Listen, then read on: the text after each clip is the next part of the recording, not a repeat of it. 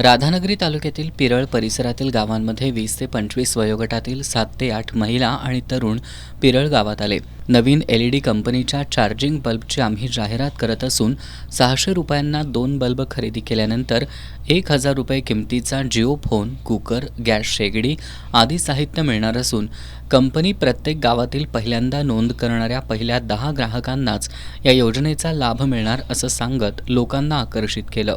पिरळमध्ये महिला आलत्या बल घेऊन आणि बल पण चांगलं नाहीत आणि आमच्या पाठीला आली घ्या म्हणून आणि ती वस्तू 4 वाजेपर्यंत येणार म्हणलीत म्हणून आम्ही पण घेतलं. वस्तू येणार आहेत म्हणली, 3 वस्तू तुम्हाला मिळणार म्हणलीत म्हणून आम्ही पण घेतलं आणि त्यात आम्हाला फसाय झालं. 4 वाजेपर्यंत येतो, शिगडी देतो म्हणलीत, कुकर मोबाईल देतो म्हणलीत आणि कुकर देतो म्हणलीत. की 8-10 जण होती.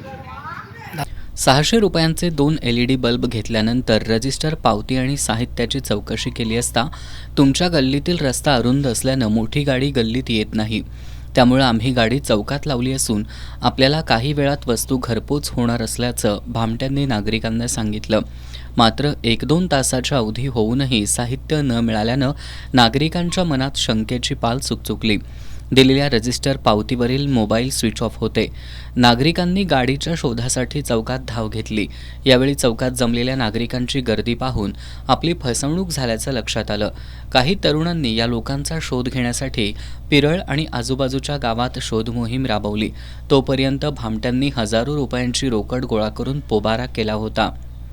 बल आम्ही रविवारी सकाळी दुपारी 2 वाजता गावात जे फिरणारी आली त्यांच्यापाशी घेतलं पण तिने आम्हाला फसवलं की तुम्हाला कुकर, जिओचा मोबाईल आणि हे देतो, शेगडी देतो म्हणली आणि 4 वाजेपर्यंत आम्ही येता म्हणला. ती का परत आम्ही फोन लावला, तिने फोन उचलला नाही म्हणून आम्ही आता त्यांच्यावर कंप्लेंट करायला लागला.